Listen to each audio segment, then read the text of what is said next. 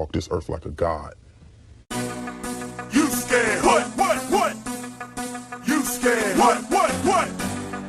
You scared? What? Kicking in the door, I make the bitches hit the floor for keys. Yeah. Travis Scotty here, and I'm back with some more boxing.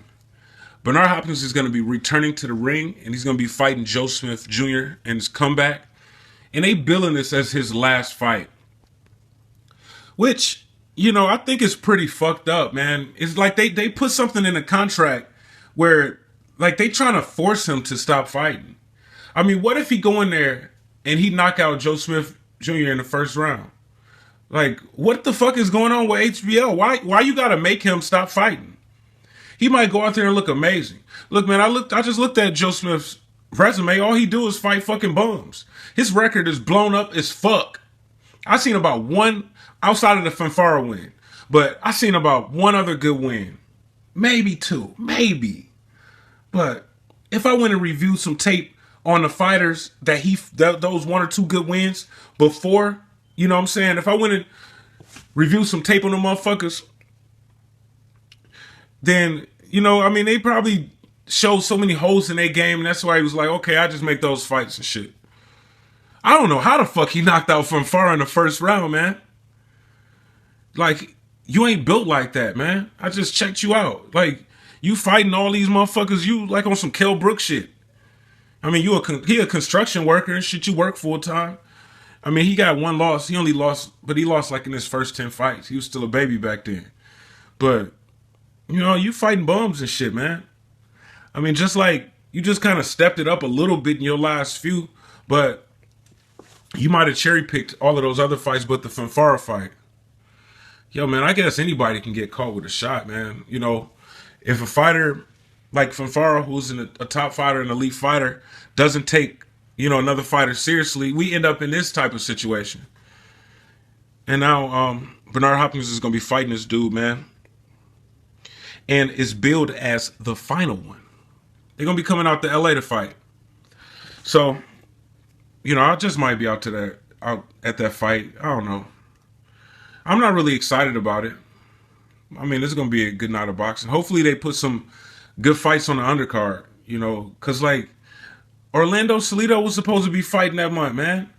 And then now they're going to try to say, soon as they announce Bernard Hopkins' fight for, what, the same day that Orlando Salido was going to fight, now they're trying to say Orlando Salido is injured? No, fuck that. Bernard Hopkins took his date in his TV slot. I was kind of excited about the Orlando Salido fight. And now you got this shit. It's just like, Bernard Hopkins isn't really like the most exciting fighter. And if he have his way with Joe Smith Jr., it's not going to be a really exciting fight. So y'all got to put some action packs on the undercard. Y'all got to do it, man. I don't know, man. You know, I mean, I'm not that crazy about seeing fighters in person. You know what I'm saying? I want to see a good fight. It's just like, what the fuck? Motherfucker's supposed to be paying hundreds of dollars and shit just to see you try to win a unanimous decision in boring fashion. You know, I mean, I got a lot of respect for Bernard Hopkins. He was a great fighter. He's a great fighter, and he's going to leave behind a great legacy. It's just, if I want action, right, I would probably be rooting for the knockout guy to score a knockout. But I ain't like that, man, because Bernard Hopkins, man, he going to be, when that fight happened, he going to be a couple months away from 52. He just might get knocked out no matter what. When he fought Sergey Kovalev, he was 59 years old. When this fight happens, he's going to be 2 months away from 52 years old. Damn, like, you know what? I'm glad they making this motherfucker stop fighting. Dude, you fighting a motherfucker. I mean, I don't know what's up with all of them bum fights that dude had. I don't know what's up with that shit. But he did just knock out Fanfara in the first round.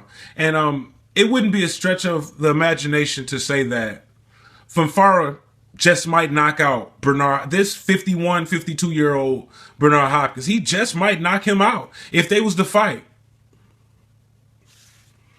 And you fighting a fighter that knocked him out. The tickets are pretty cheap for that fight. $205 for front row. Normally, every single fight, no matter what, is about $300 for front row. Triple G Dominic Wade was $400. Most expensive tickets since I've been talking about boxing on YouTube. The StubHub tickets are like around that 200, 220 shit, but normally it's always 300 front row. So that, I mean, that's pretty cheap. You know what I'm saying? They kind of, because you know you ain't paying for nothing, man. You got to make it cheap. But I would have rather paid like the extra money, you know what I'm saying, to see like a really good fight. A really good card, man.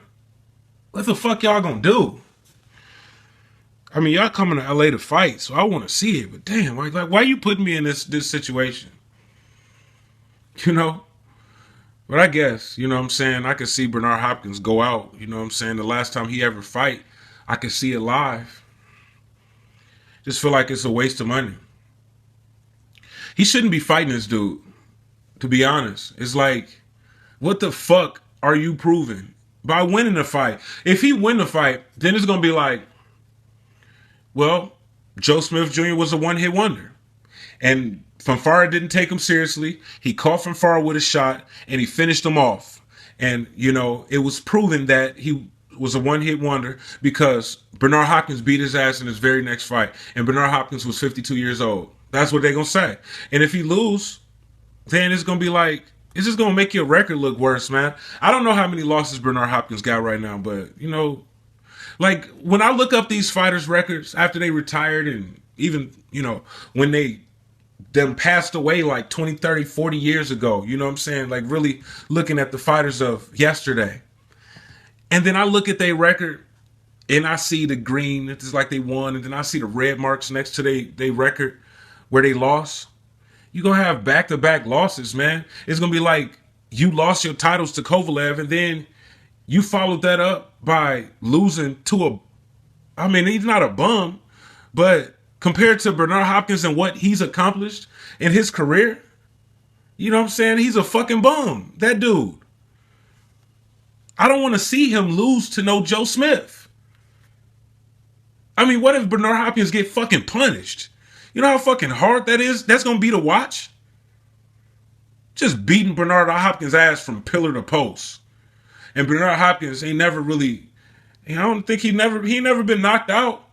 Shit, barely ever really hurt. Even if he go down, he's never really hurt like that. You know, where a motherfucker can just rush and swarm him. He's never been in that position.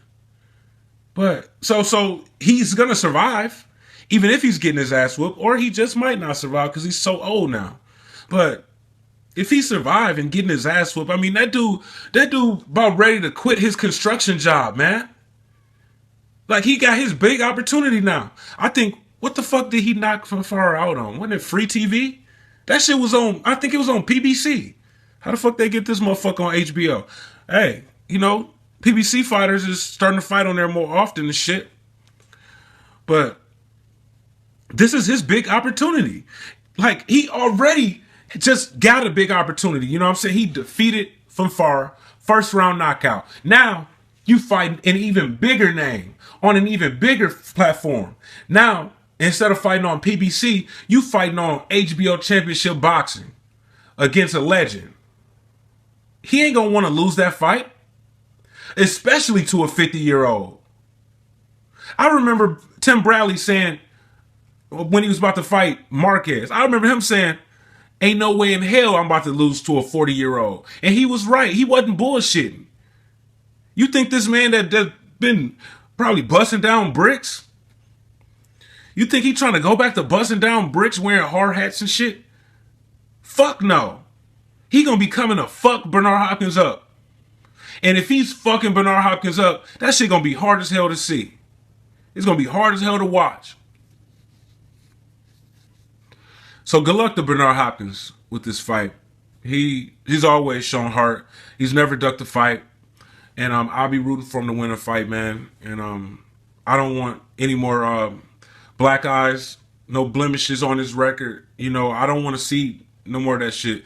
You know, I think the Kovalev fight was a good way to go out.